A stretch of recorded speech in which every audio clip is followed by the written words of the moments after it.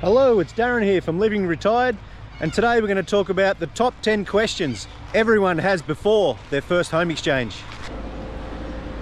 Now, if you're new to home exchange, I can guarantee you've got two questions on your mind.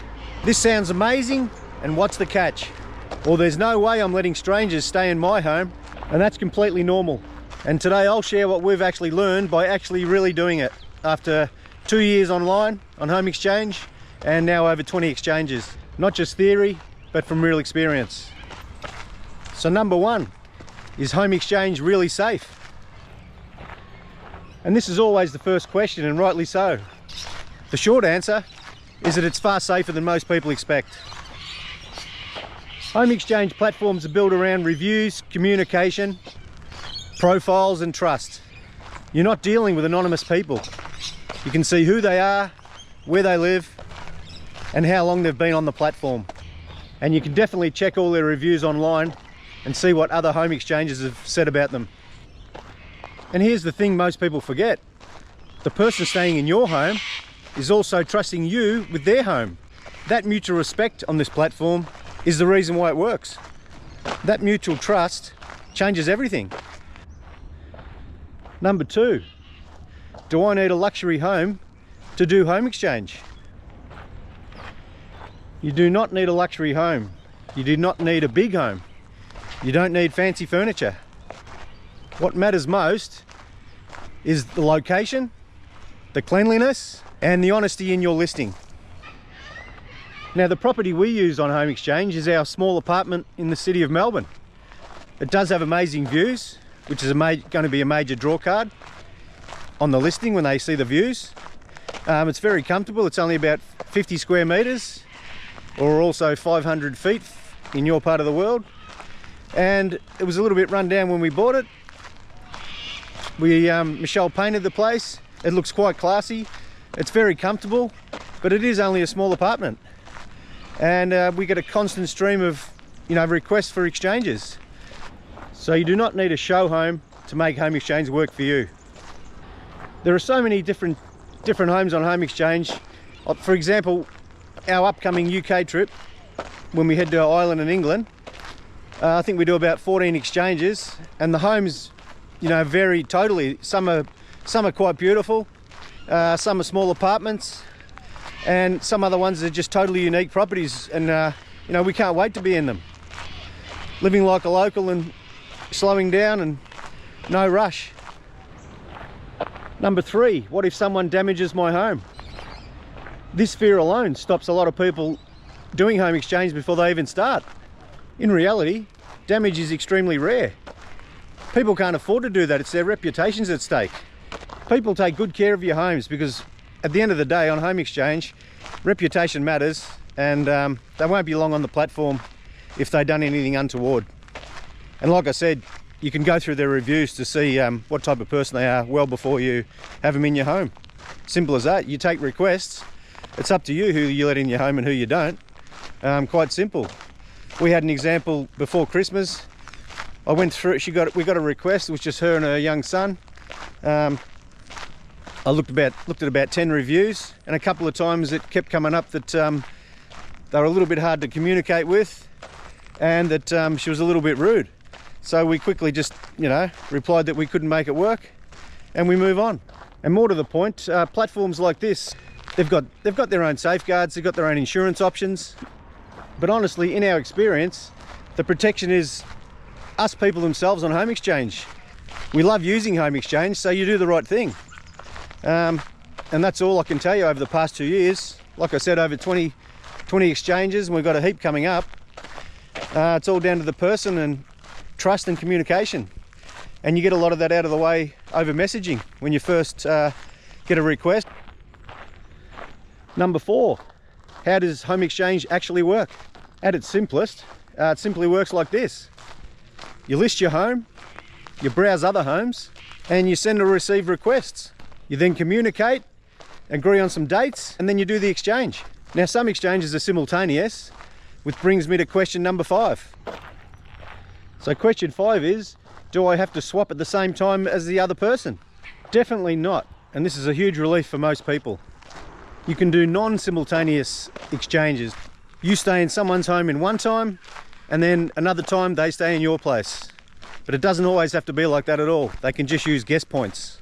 Once you're on home exchange, you'll understand it more and you'll find out what works. So this is an example of just communication making something work, okay? We're going to London for 16 nights.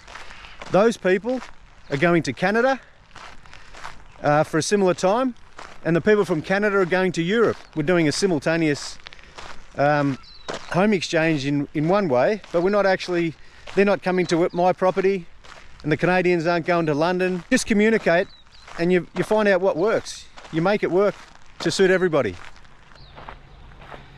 You're simply messaging each other and you're discussing, what you want, and you want to see what they want, and it all comes together pretty quick. It's not difficult at all. I know it sounds like it might be a bit convoluted, but it's actually not. It's quite straightforward.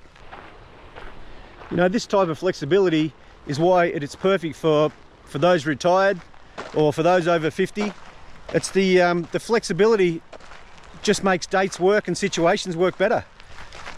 It's been life-changing for our travel. It's truly amazing, and we're gonna have so many more trips because of it.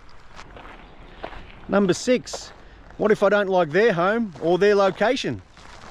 So to that I say, you're always in control. It is your exchange. You do not have to go or stay anywhere you do not want to at dates you also do not want to. You are totally in control, and it's up to you to communicate what you want, and they'll do the same. If it works, it works. If it doesn't, it's 400,000 other homes on home exchange for you to find something that works for you. The right exchange for you is one that makes you feel very comfortable and not pressured at all. Number 7, so how much does home exchange actually cost?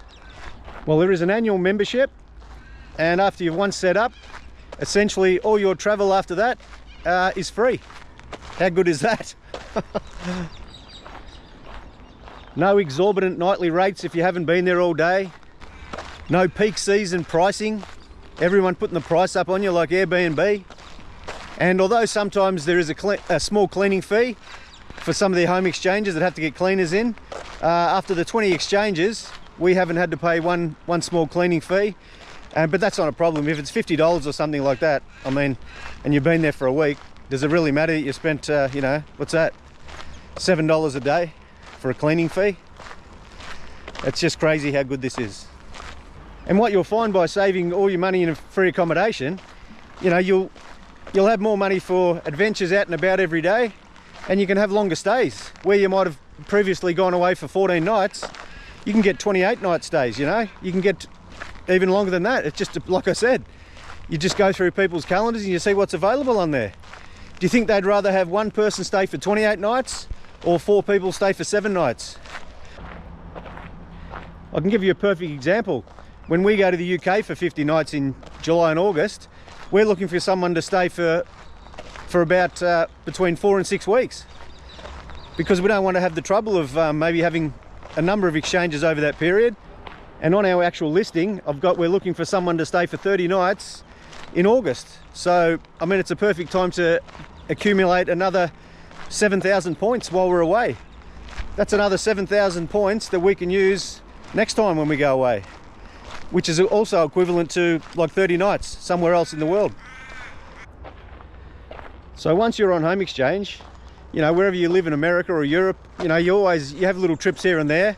You might have weddings, you've got kids, you've got friends' weddings interstate, overseas. So all you're doing in that situation is making sure you get someone in your property. You can rack up points and use them elsewhere when you really need them to go on a big trip overseas. Question number 8. What happens if plans change or something goes wrong? Life happens, these things happen. Flights change, people's plans change. People might have health issues suddenly pop up. So you've got to be prepared to just roll with it. People on home exchange are far more flexible and understanding than, Airbnb hosts or hotels are. Sometimes you can't get your money back. But things happen, and sometimes, you've just got to make a new plan. It's all about communication, this platform on home exchange, and you just discuss it with the hosts or the people coming into your property that the home exchange can't go about now. So you simply put it off, maybe a different date, or maybe they cancel altogether and they find something else.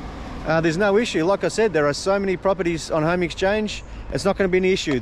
You know, if you feel like you've buggered up someone's trip, don't worry about it too much, because they'll find something else. There's properties everywhere, guys. Question 9, how long does it take to get your first exchange? For some people, their property will be very highly valued, and you'll receive a constant flow of home exchange requests. Sometimes you might have to wait a week. You just need to have patience, and once you're on the platform, you'll soon see what, you know, the amount of flow that comes in. Your first exchange is probably going to be the hardest, because you don't have any reviews, you know, you're just not really sure about how it all works, how it all comes together. But the key is to be realistic, be flexible, and be prepared to communicate, you know, in a really good way. Okay, you really want to make it work, and the person on the other end of the message, they want to make it work as well. You know, they've hit you up for an exchange, and you know what they want, so then you just got to see if it works for you, and from that you'll just build your own confidence, and so it goes after that. Now for question 10, this is always a good one. Is home exchange really good for retired people and over 50s travellers? To answer that, it's absolutely life-changing for your lifestyle travels. For us personally, this is where home exchange really shines for us. It's amazing.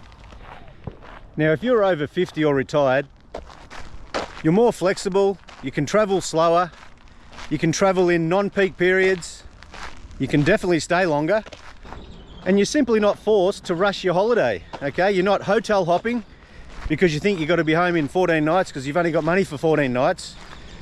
But when you've got free accommodation, you know, you've probably got enough money for 28 nights. And what you've done in the extra money that you've saved from the accommodation, you've spent on experiences. You know, there's so many things to do overseas, so much history to see, you know, you might never be going back to those areas. So it's an absolute no-brainer for anyone over 50s or retired. It's been truly life-changing for us, because home exchange isn't just about saving money, it's about changing how you travel.